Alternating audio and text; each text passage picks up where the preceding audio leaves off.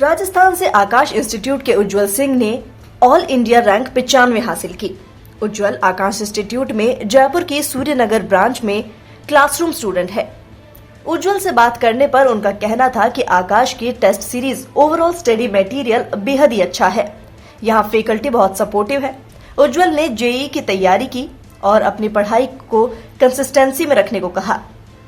Teacher से top 100 से आकाश institute के 6 स्टूडेंट्स ने ऑल इंडिया में अपनी जगह बनाई है, जिसमें ऋषि शेखर शुक्ला ने 25वीं, कृष्णा साई शिशिर ने 67वीं, अभिषेक जैन ने 78वीं, हार्दिक अग्रवाल ने 93वीं और उज्जवल सिंह ने 95वीं और रचित अग्रवाल ने 98वीं रैंक अर्जित की है।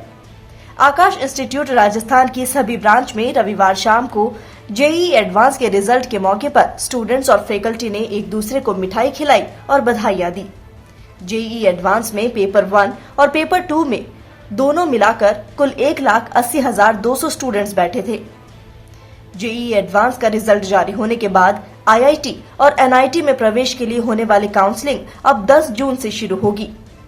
यह काउंसलिंग 10 जून से 26 जुलाई के बीच में 5 राउंड्स में होगी।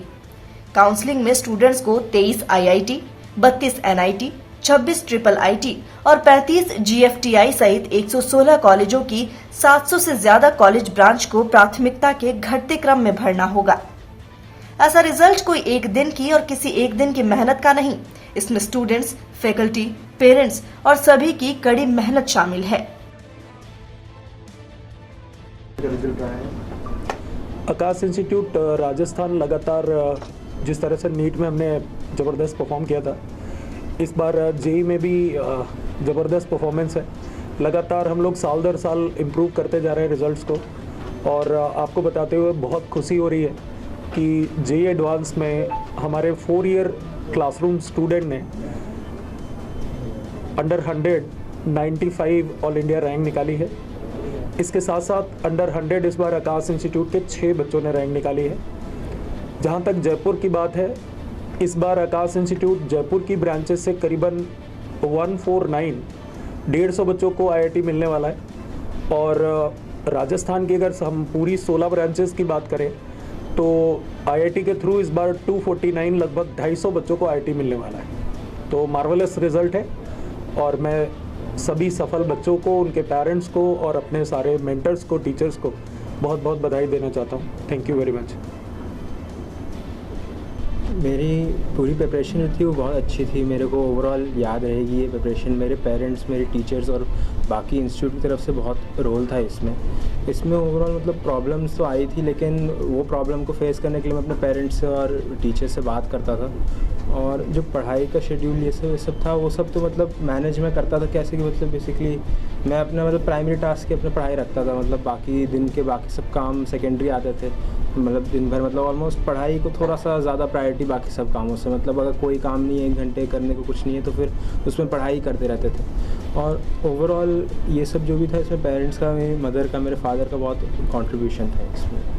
4 ईयर क्लासरूम में आप आए तो जल्दी आने का क्या इसका बेनिफिट रहता है कि 9th क्लास से आप इंस्टीट्यूट में आ गया, तो उसका क्या फ़ायदा मिला? 9th क्लास से जो फ़ायदा होता है फाउंडेशन कोर्सेज का, ये होता है कि बेसिकली आपको 11th में आने के बाद एक तो इतना बड़ा जंप नहीं होता, और उसके बाद आपको ऑलरेडी पता रहता है कि आप जिस कंपटीशन की तैयारी कर रहे हो उसके बारे में बेसिक पता रहता है कि बेसिकली आप जो पेपर की तैयारी कर रहे हो, तैयारी कैसे होती है। आपको एक तरह से आप अपने सीनियर्स को देख रहे हो, तो आप उनके एनवायरनमेंट में रहते हो, तो आपको बहुत अच्छा आइडिया लग जाता है उससे, और आपकी पढ़ाई भी फाउंडेशन बेसिक्स बहुत अच्छे से कवर होते हैं। तो फिर इतना बड़ा जंप नहीं फील होता 11th-12th में। तो उनकी वजह से मतलब मेरे को डिसिप्लिन, मेरे फादर की वजह से मतलब डिसिप्लिन बहुत अच्छा था, तो मैं पढ़ाई अपना थोड़ा अच्छे से डिसिप्लिन से अपना टाइम टू मैनेज कर लेता था अपने उसमें। बहुत सारे बच्चे होते हैं जो अच्छा नंबर गेन नहीं कर पाते हैं और फिर डिप्रेशन में चले जाते हैं और गलत जो है निर्णय लेते हैं। उनके लिए क्या मैसेज डिलीवर करेंगे आप? मैं तो उनके लिए यही बोलूँगा कि जो अपना पेपर है, ये सब तो बेसिकली हम तैयारी कर रहे हैं। एक पेपर है, एक छोटा सा भी, ये मतलब चीज़ें हैं, ये सब हम कुछ टाइम बाद और भी बड़े काम आएंगे करने के लिए।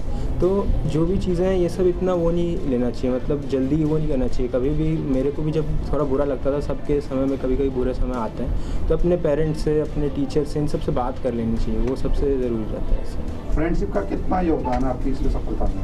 फ्रेंडशिप बहुत मतलब अच्छी खासी इंपॉर्टेंस लेके चलता है, क्योंकि मेरे जो मतलब जितने भी थे मेरे रूममेट ये सब थोड़ा पढ़ाई का एनवायरनमेंट अच्छा रहता था और उसकी वजह से और मोटिवेशन ही आती थी पढ़ाई करने की। तो बेसिकली अगर आपका फ्रेंड ग्रुप और पीयर ग्रुप अच्छा है तो आप अपने खुद भी आप प्रोडक्टिविटी अपनी बढ़ा लेते हैं।